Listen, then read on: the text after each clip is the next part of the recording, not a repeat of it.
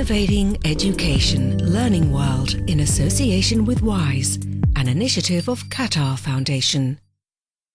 According to a recent paper by UNESCO, half of the 57 million children currently out of school live in conflict zones. Despite urgent calls by the international community to address the problem, many schools are still targeted while others serve as shelters. So how do students cope? This week we visit some areas affected by war and conflict to find out. Northern Iraq has recently suffered deadly attacks that have caused thousands of people from the Yazidi minority to flee their homes. In this Kurdish province, for example, many schools are now serving as shelters for the displaced families. Is there still space for learning in such conditions? These people are Yazidis. They fled before the advance of ISIL, and they are now in the province of Dahuk, in the autonomous Iraqi region of Kurdistan. There are many such people here, and local authorities are trying to help the families relocate and get children into school.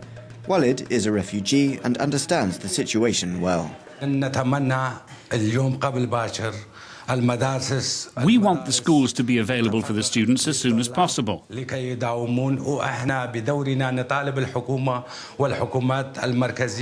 demand that the central and local governments liberate the occupied areas so our children can attend schools as well as the local Kurdish children. Zakar Sofi is a Kurdish student at the Jinnah school. Instead of attending class, Zakar spends his days playing football or video games with friends. The schools are still not open because the refugees from Sinjar, Zako, Dohuk and other cities are staying there. It has a huge effect on us as students. Although it's been 2 months since the school year began, we don't know if our school is going to start soon. We ask that the authorities fix the situation as quickly as possible.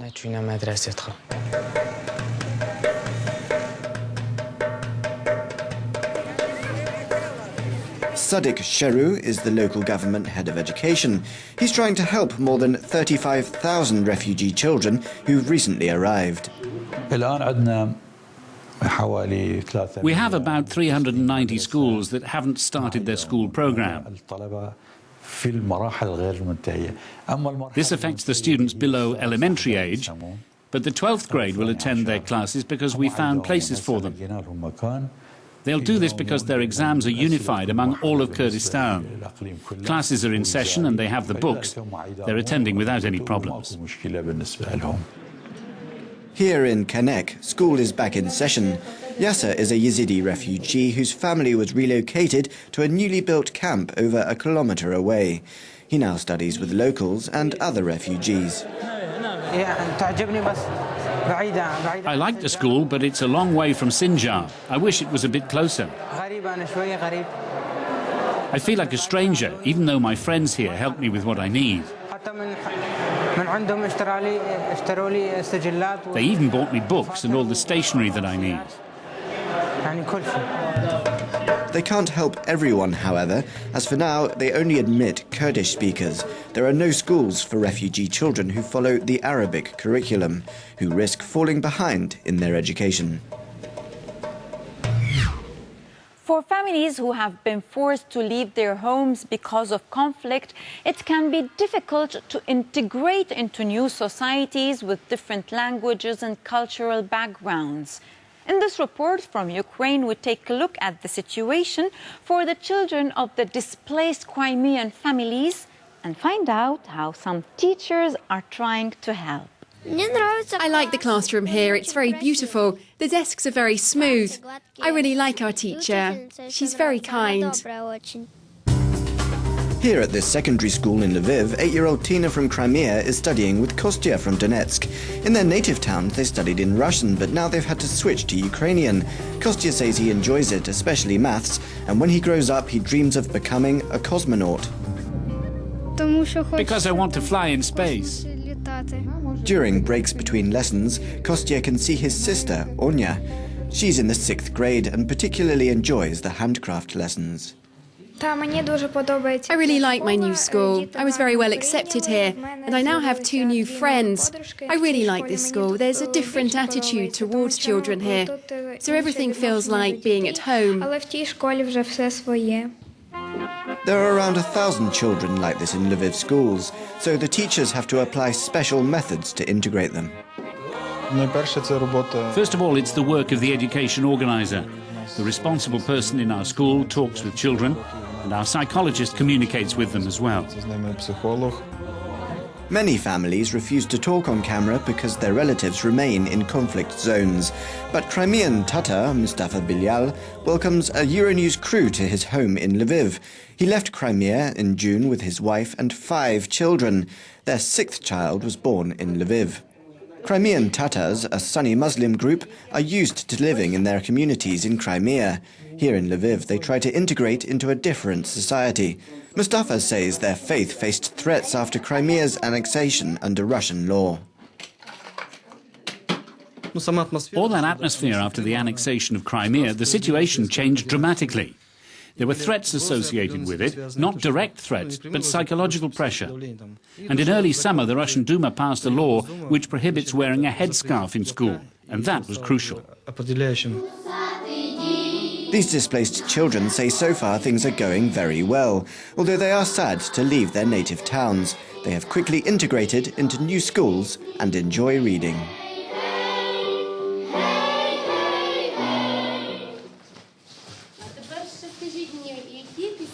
Afghanistan has suffered decades of war, and many young people have grown up alongside violence and bloodshed. We visit one project that is working with young Afghans to encourage them to reject violence and aggression and embrace peace. How can it make a difference? Let's find out in this report. It's early morning in Abdullah bin Ammar High School in Kabul. Classes are almost about to begin, but today one girl is very excited to be at school. This is Nahid Rateb.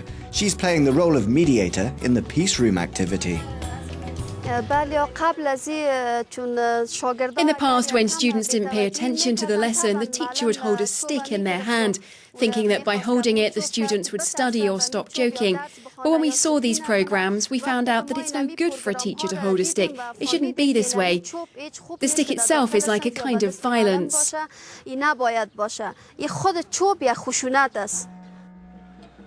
Afghanistan has been a battleground for over 3 decades, but ongoing efforts by its people who work towards rebuilding Afghanistan have resulted in many successful projects.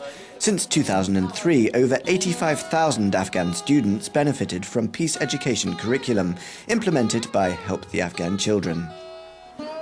I believe that peace education and peace and civic education is a preventative strategy that will help the new generations of fragile states like Afghanistan focus on solving their issues in a peaceful manner.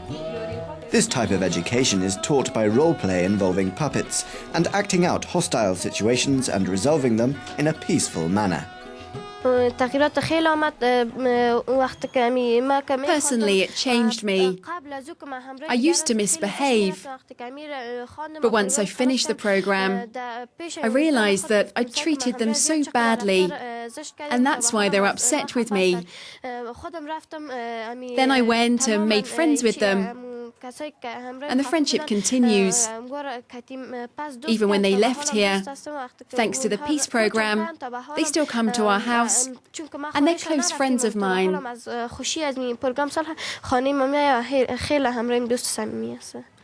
An estimated 340,000 parents and family members of these children benefit by learning the lessons of peaceful, cooperative living when the students bring what they've learnt back home. Since she joined the peace education program, she's become extremely peace-loving. She also teaches us what she learns. We no longer fight like before. Peace education is taught by 2,700 trained teachers in innovative settings called peace rooms.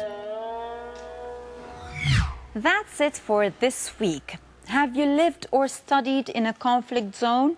What was the situation like for you? Share your thoughts and experiences on our social media pages. We look forward to hearing from you.